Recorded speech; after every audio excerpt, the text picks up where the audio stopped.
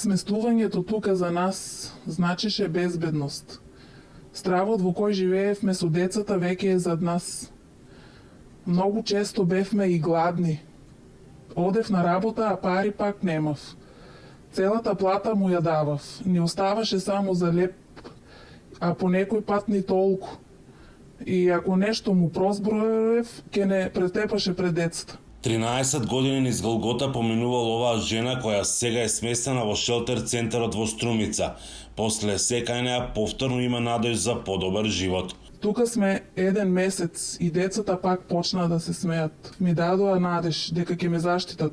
Во овој шелтер центар за само 2 години од како работи, биле згрижени 36 жртви на семејно насилство, заедно со нивните деца. Функционира под капа на Сдруженијето Sky Plus. Стручниот тим кој што работи постојано со нив се труди пред се да им ја врати самодовербата, која што е изгубена со текот на годините додека живееле со насилникот, економски да ја зајакнеме и да ја вратиме повторно во еден тек на животот каде што ќе може самостојно да живее заедно со незините деца. Во рамките на кампањата 16 дена активизам "Сами сме силни, заедно сме посилни" од Националната мрежа против насилство врз жените и семејно насилство алармираат дека од 2017 до 2020 година убиени биле 26 жени, од нив 22 се фемициди, односно убиството било извршено од интимен партнер, сегашен или поранешен.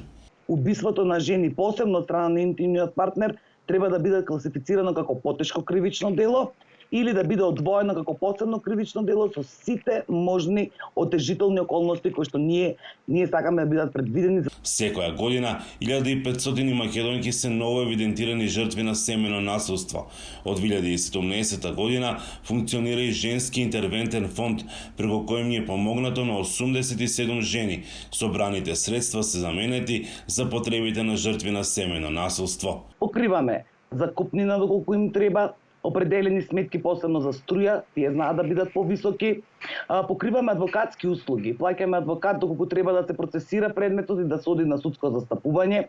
Исто така им помагаме со хуманитарни пакети со храна и хигиена. Една неодамнешна студија на ОПСЕ покажува дека половина од жените во Северна Македонија биле жртви на интимно партнерско насилство, а секоја втора жртва на психолошко насилство.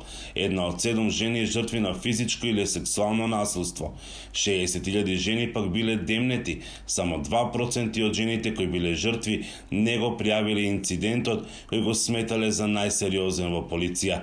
Кампањата завршува на 10 декември. Од Охрид за Гласот на Америка, Мики Трајковски.